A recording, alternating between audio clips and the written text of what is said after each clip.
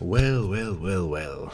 Mr. Nightmares, the channel Mr. Nightmares, came up with a new video one day ago. Scariest things that happen to school buses.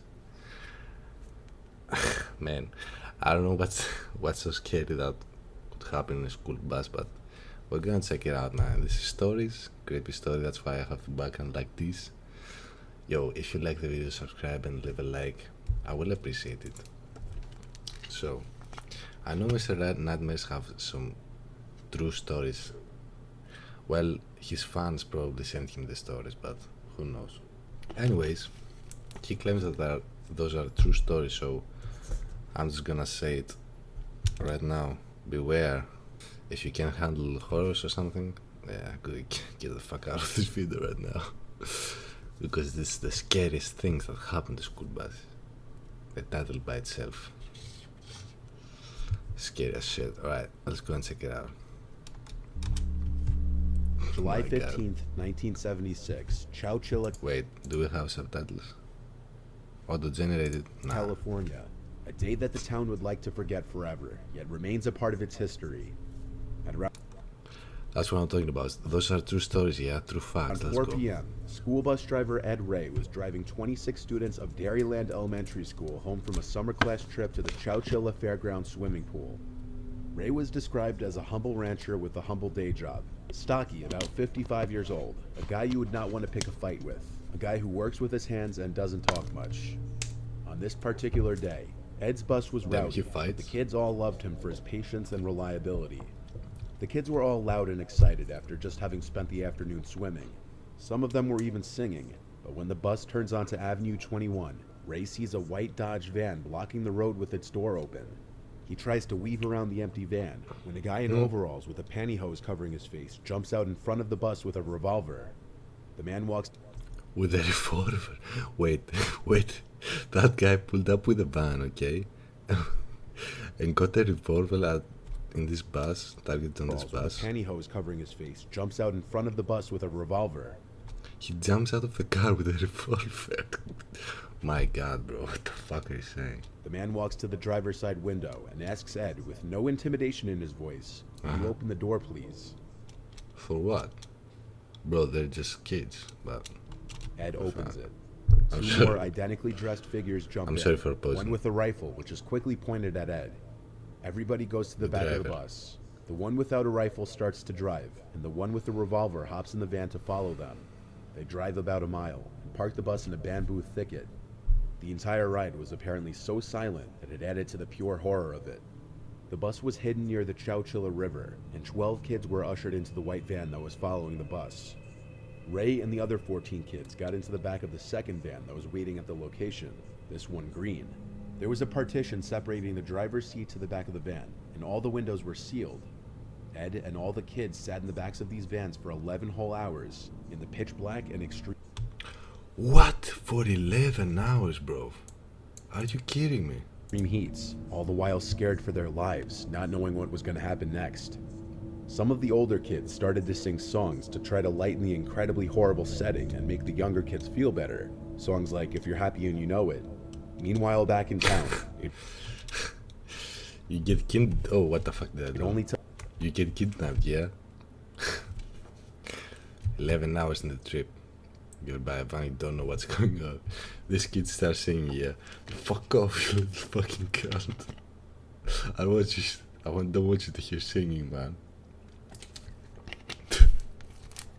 We're fucking trapped in here, bro. What the fuck? took 15 minutes after the bus not showing up that parents began to wonder what was going on. That's how punctual Ed always was. Within the hour, the missing bus was being talked about on the local news stations. Parents helped police by tracing the route the bus usually took, and by that evening, they found the abandoned bus. Within hours, 30 FBI agents arrived on the scene, and an intense 30 FBI investigation agents. was underway Holy. to find the kids and Ed. Late that night, the vans finally arrive at a rock quarry 100 miles away in Livermore, 3:30 in the morning, at which point Ed had been awake for 24 hours. The back doors of the van swing open and two guys are waiting.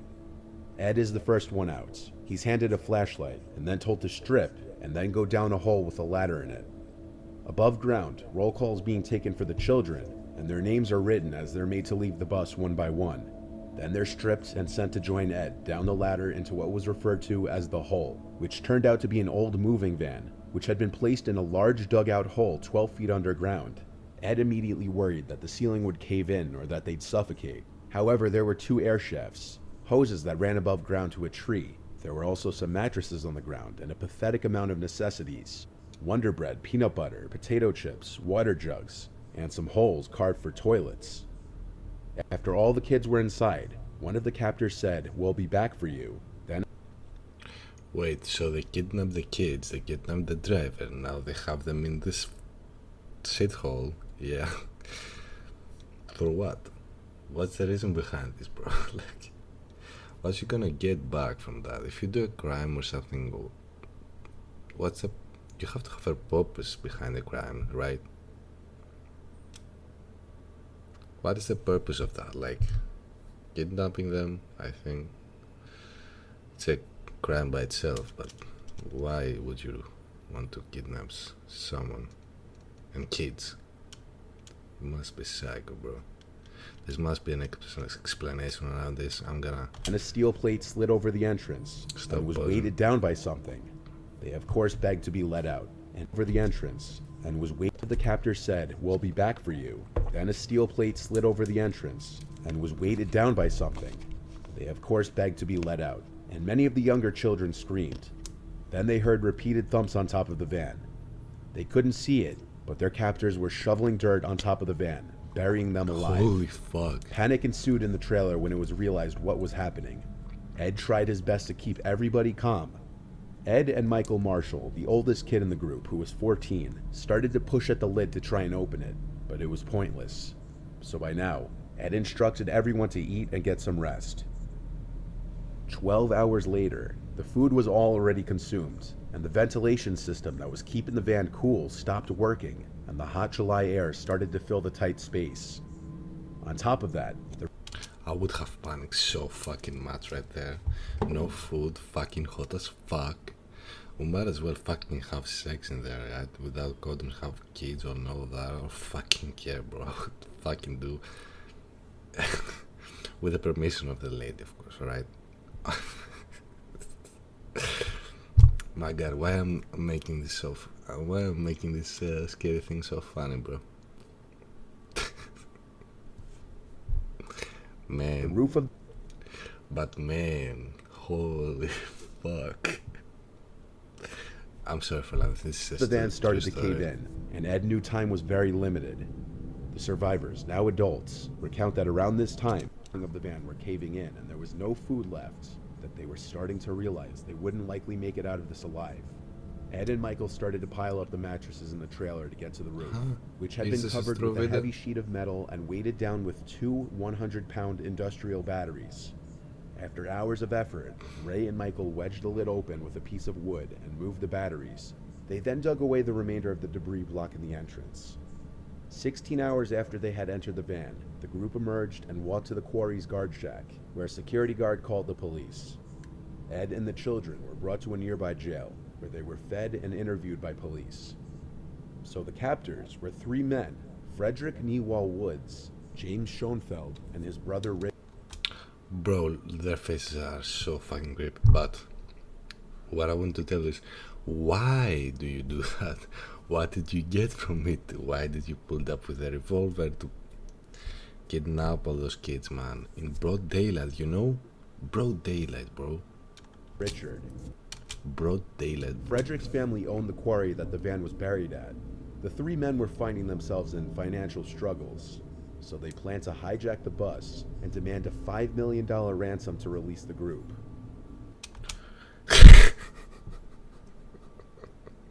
Wait, they were asking money to release the group? To hijack the bus and demand a $5 million ransom to release the group.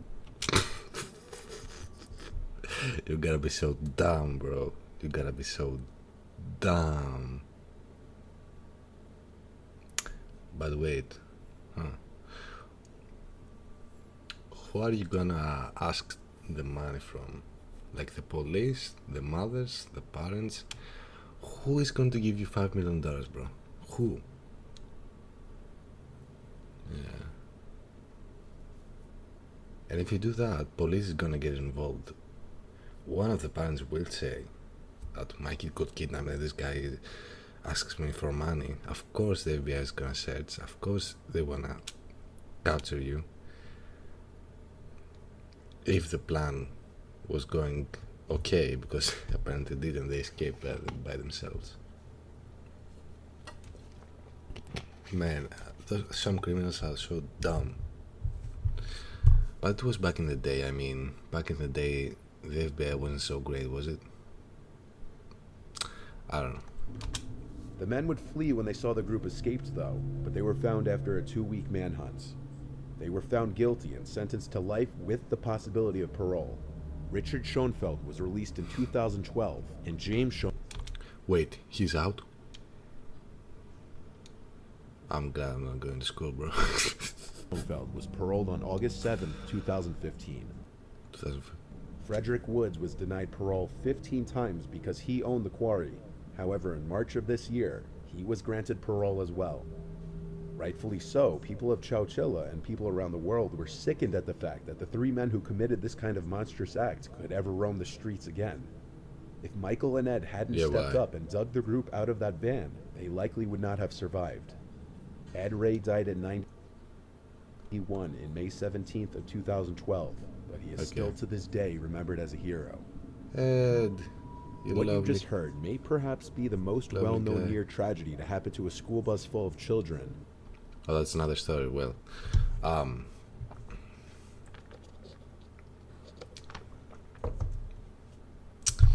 I mean, this story is just fucking dumb, alright? These criminals are fucking dumb. I don't have to say However, nothing. it's a big world, and there are unfortunately many other horrific events that don't end up on the news. Then 14-year-old Donald, who wished to have his last name left out, was a student. Wait, 14-year-old? Then 14-year-old Donald, who wished to have his last name left out, was a student at a high school in Virginia and a member of the school's band. The bus driver's name was Robert, but everyone called him Bob. Like Ed Ray, he also seemed to... Sorry. Bob the school driver. Everyone get in the seats. Bob the school driver. Everyone get in the seats. Bob the school driver. enjoy His name is fucking Robert. his job and enjoyed the company of the students he drove, albeit these students were a little older. On October 20th of 1995, Bob was driving a class of band students to and from their field trip. Donald was in this bus. The festival they went to ended late at night, around 10, and the drive back to the school where the students would be dropped off was a 45-minute drive away. The bus was on Route 58, a highway that runs through Virginia.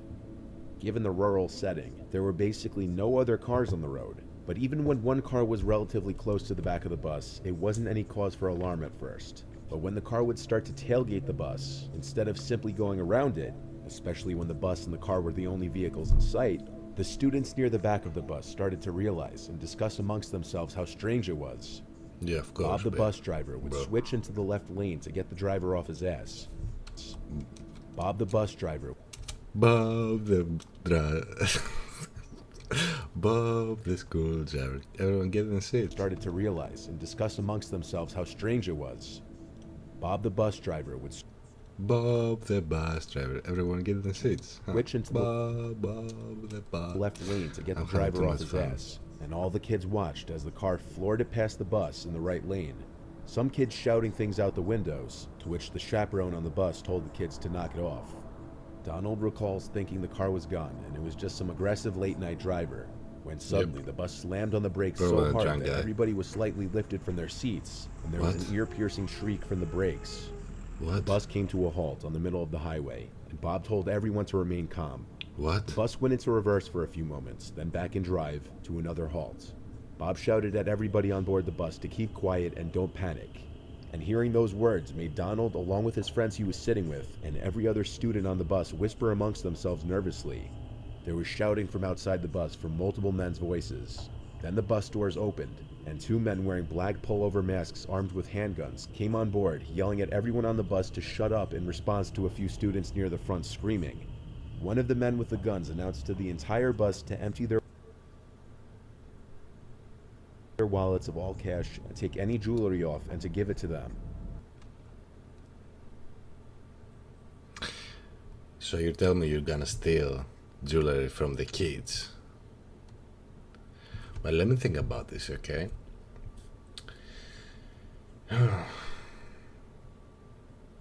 If you know the kids are rich, probably you would do that, yeah. If you know their parents are rich, you'll probably kidnap a kid or something. Or steal his jewelry or whatever. But bro, you have to be so desperate to go with guns into a school bus, alright? Threaten the kids, the little kids, 14 years old kids, threaten their lives to give you money. You have to be dead desperate, bro. But if I think about it, it could be a chance for you to get money, you know? You see this bus in the middle of nowhere at night. Fucking. But the thing is, those kids will have traumas, you know? They probably can't even go to a bus again. They probably have traumas, you know? At least at night. I would, probably. If I was 14 years old, because if you're 14 years old, okay, you see things so with so many emotions in you, and it haunts you. Yeah, situations like those can haunt you. They went for the rest of your life, maybe. I don't know. row to row with their guns pointed at the kids. The guns pointed at the kids, bro. As each student took out their wallets and placed whatever small amounts of money broke high school students could be carrying in their wallets into the plastic bag the guy was holding, and the girls would take off their jewelry. Some students would scream as the gun was pointed in their faces. But I can say that if you do it like that, if you do it on the kids, from the criminal's perspective, all right, the kids, let's be real here, can't handle pressure, right? They will give you everything in 1 second. The adults will, you know, do a little bit of movement and then give you like the money or something. The kids will go like, okay, get them. So yeah. Which would be a natural reaction for some. Donald described the moment he had a gun pointed at his head at 14 as emotionally traumatizing, that he felt his entire existence would end if he moved or looked at the guy the wrong way. The men didn't even make it to the back of the bus before they decided to leave in a hurry, most likely panicked that other cars would pass by and stop. Of The car course. floated away down Route 58 with its lights off.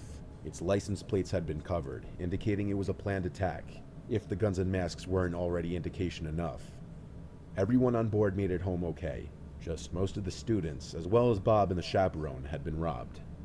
Unfortunately, bus robberies are a common thing though, and while most probably aren't caught on video, what you're about to see was.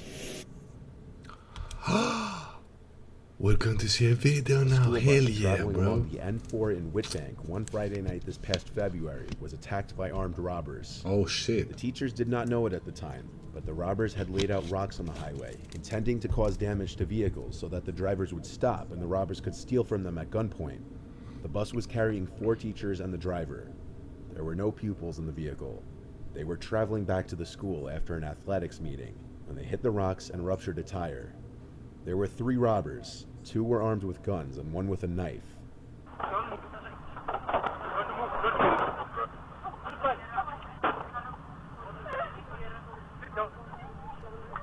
Holy fuck, bro. I need phone. Give me your phone. Give me your. What did he say? Give me your phone. Give me your pocket. Pocket. Give me your phone. Where is that your car? The assailants stole cell phones, cash, jewelry, and a smartwatch. The bus driver was hit in the face with a gun and sustained a minor jaw injury, but that was the only injury. The robbers then fled the scene, and eventually a tow truck later pulled over to assist. One of the teachers borrowed the tow truck driver's phone and called her fiancé, who notified the authorities. Police soon arrived, and an investigation began. The robbers have still not been identified. Since buses can carry a lot of people, depending on the intent of the people looking to target them, they may see extra dollar signs just based on the amount of people on board alone. Even though you don't often hear about these things happening on the news, they do happen.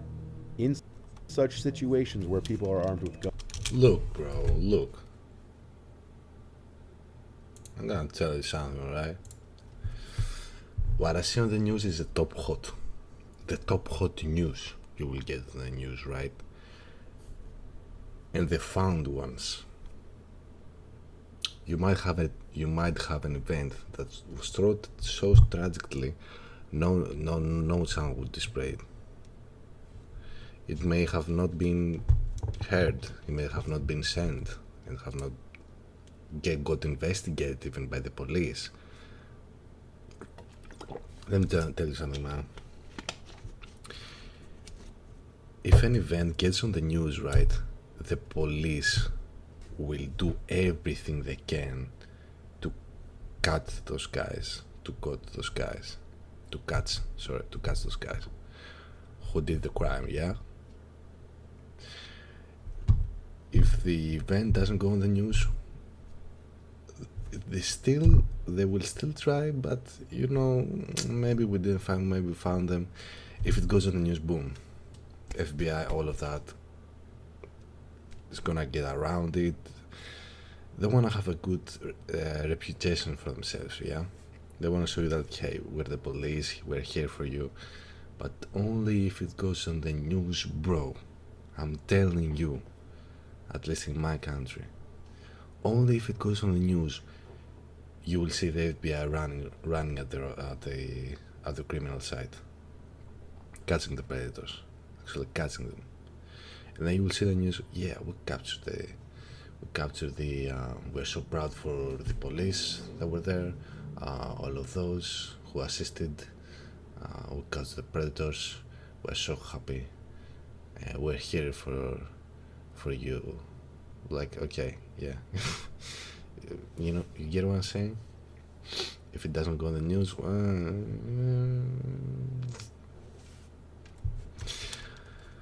I'm not saying that the police isn't good at their jobs, but you know, they want to have the reputation that they are doing well.